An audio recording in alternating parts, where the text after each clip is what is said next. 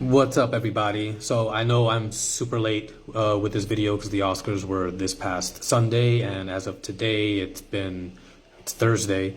So yeah, I'm a little late, but I was on holiday. I live here in Sao Paulo, Brazil, so it was Carnival week.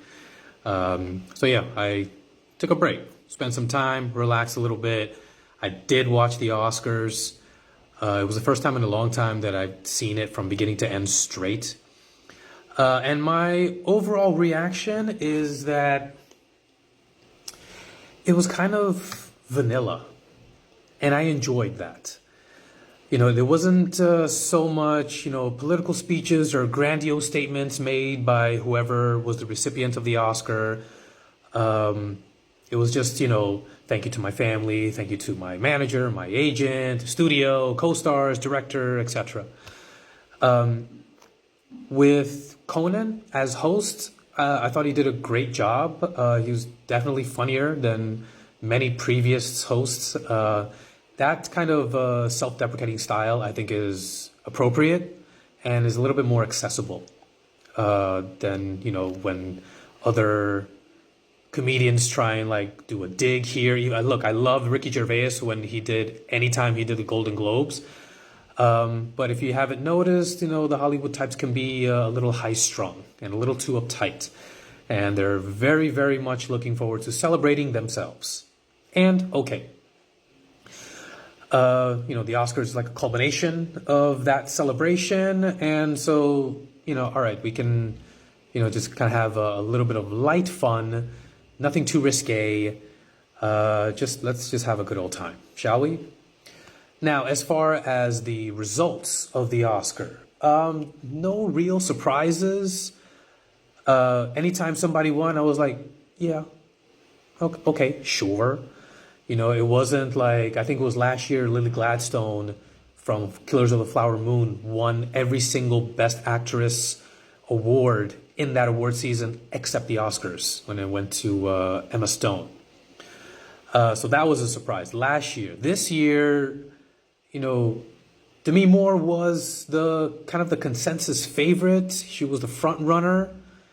But when Mikey Madison won, everyone was like, oh, okay, yeah, that was a great performance, And I think if Demi Moore had won, even though her performance was great, I think they would have added in kind of like that thing that they do every now and again. Like, it's a great performance and you've been in the business a long time. So it's also like a half Oscar for your performance, half Oscar for like a Lifetime Achievement Award for having survived, I guess.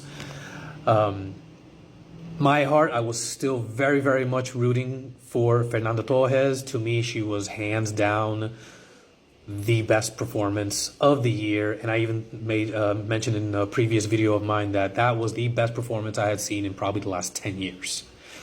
I was a little disappointed, but not entirely surprised. Hollywood is very much about themselves. And so them not giving it to somebody outside of Hollywood is not too surprising to me. Just unfortunate. And then some of the other ones. Kieran Culkin, I was like, yes. I still would have liked... who was nominated again? Yes, Jeremy Strong. He was the one for The Apprentice as playing Roy Cohn. I would have preferred him winning it, but Kieran Culkin definitely had the momentum. I think he had won every single Best Supporting Actor award in this season.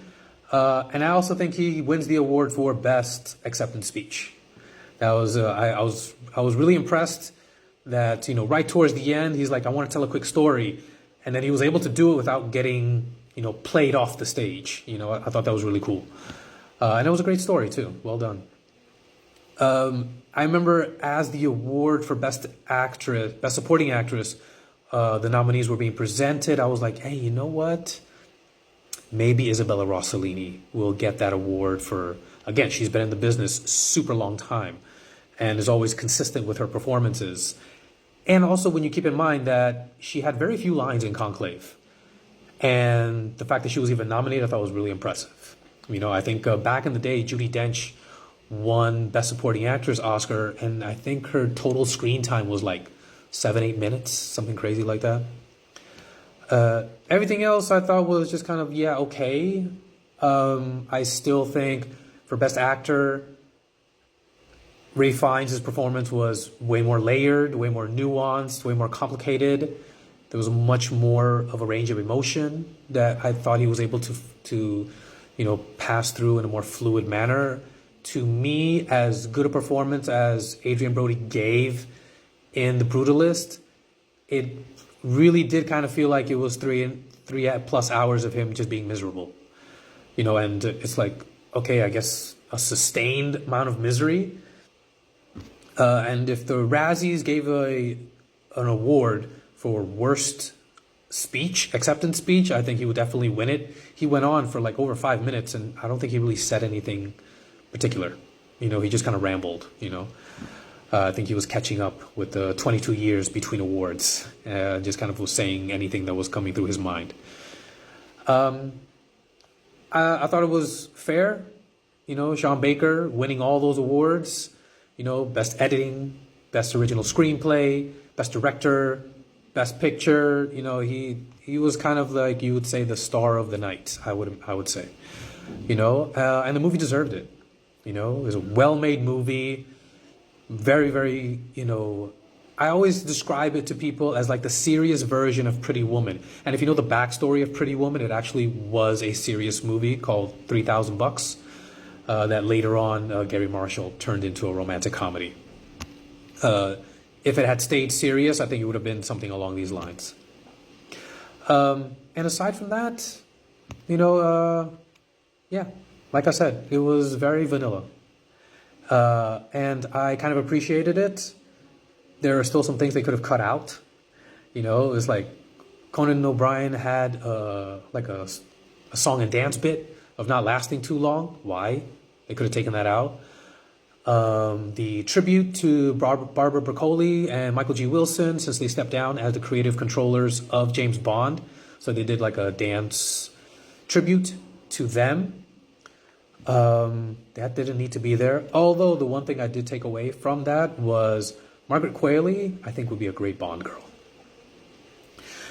So yeah, those are my more than 2 cents on this year's Oscars. What about you guys? Let me know what you think in the comments below. Smash that like button, give me a follow, and I'll see you guys next time.